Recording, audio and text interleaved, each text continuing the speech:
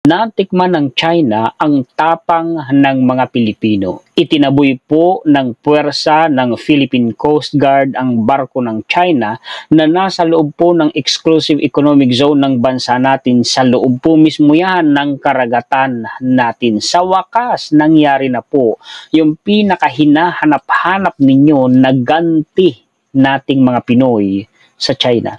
Yan po ang mga balita at impormasyon na maibabahagi ko sa inyo ngayon. Pakishare po at pakilike, at sa mga bagong viewers po natin, kung gusto niyo ang ganitong klase ng content ay maaari po kayong mag-subscribe. Palakihin ko na po ang atin pong mga references at ibaba ko ito. PCG escorts illegal Chinese research vessel out of PH waters. Delikado ito, mga kaistorya. Kaya hindi yan dapat pabayaan ng Pilipinas na ganyan na sila'y pumapasok para mag-research, mga kaistorya, sa karagatan natin. Itatanggihan ng China pero hindi tayo maniniwala. Mabuti na lamang maagap ang Philippine Coast Guard. Inaksyon na nila agad, itinaboy nila agad hanggang mapalayas nila, mga kaistorya, yung barko na yan ng China. Natatandaan ninyo yung investigasyon ng Senado na ongoing hanggang ngayon? Ang hinala po nila, yung mga nakumpiska natin na submarine drone, mga maliliit na drone yan na kulay dilaw, mga kaistorya, ay pinakawalan ng China sa loob po ng karagatan natin gamit isa sa pinaghihinalaan nila, maaring research vessel o kaya naman, mga kaistorya, ay barkong Navy ng China kung hindi po ako nagkakamali. Kaya hindi ito dapat pabayaan na ganyan at pagala-gala, mga kaistorya, sa loob ng karagatan natin. The Philippine Coast Guard on Tuesday confirmed that the BRP Teresa Magbanwa had successfully escorted the Chinese research vessel Tansu 3 out of the Philippine Exclusive Economic Zone on Monday evening. The deployment of the Philippine Coast Guard BRP Teresa Magbanwa in our Coast Guard aircraft, nagpadala ng barko at saka po ng aircraft ang pwersa ng Pilipinas, is successful in preventing the Chinese government ng China ang binanggit, in doing marine scientific research and whatever research they are conducting in our own exclusive economic zone, said Commodore J. Tariela, PCG spokesperson for the West Philippine Sea. Si idol ko yan, mga kaistorya. Ilang beses ko na bang na-interview si Commodore? Marami na rin, mga kaistorya. Alam nyo, natandaan ko, nung nakarang administrasyon kung anong ginawa nila. Dalawang bagay po.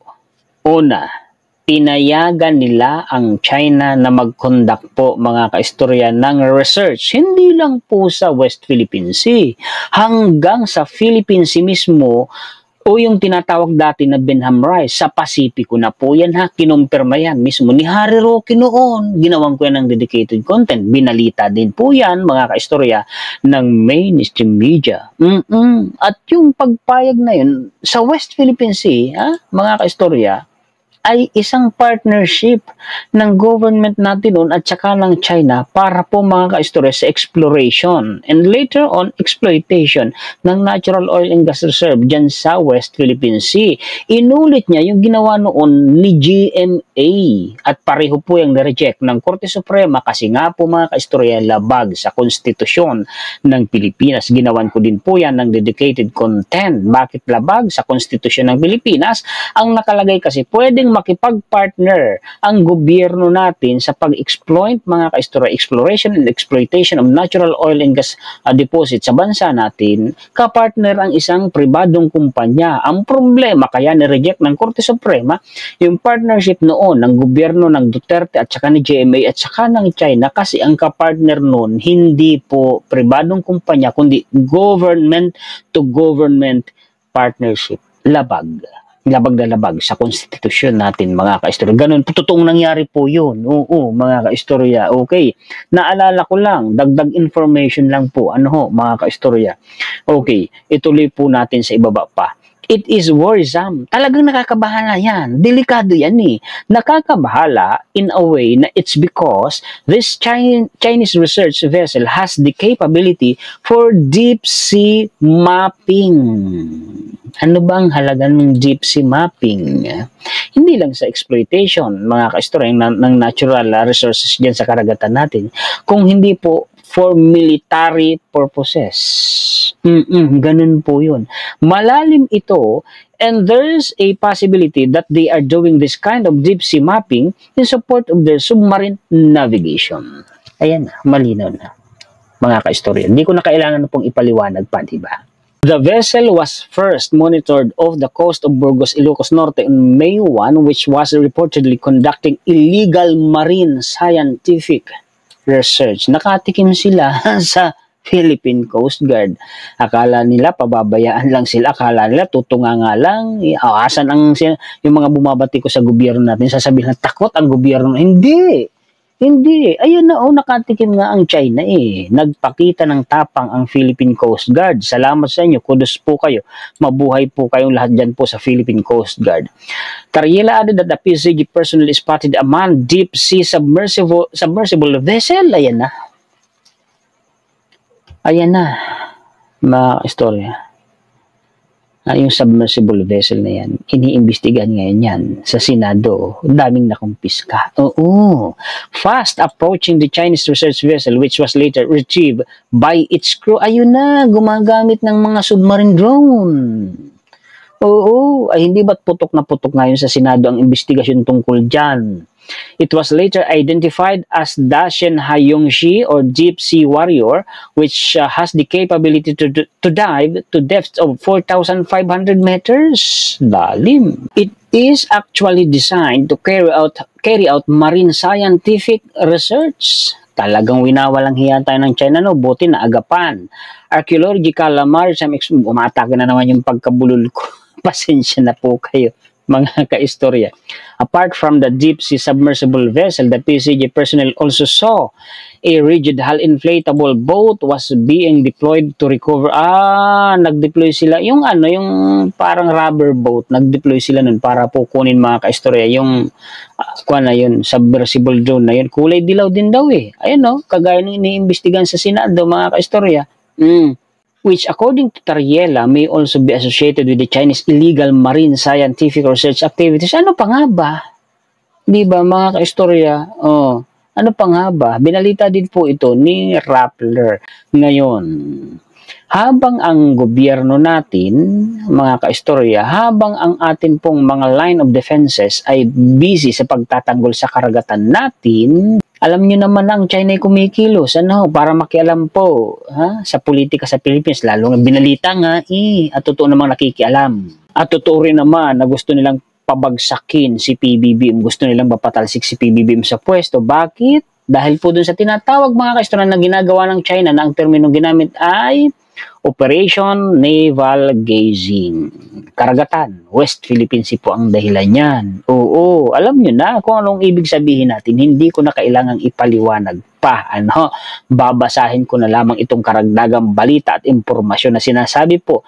Pinost ni National Security Council mga kaistorya sa kanilang Facebook page in the news.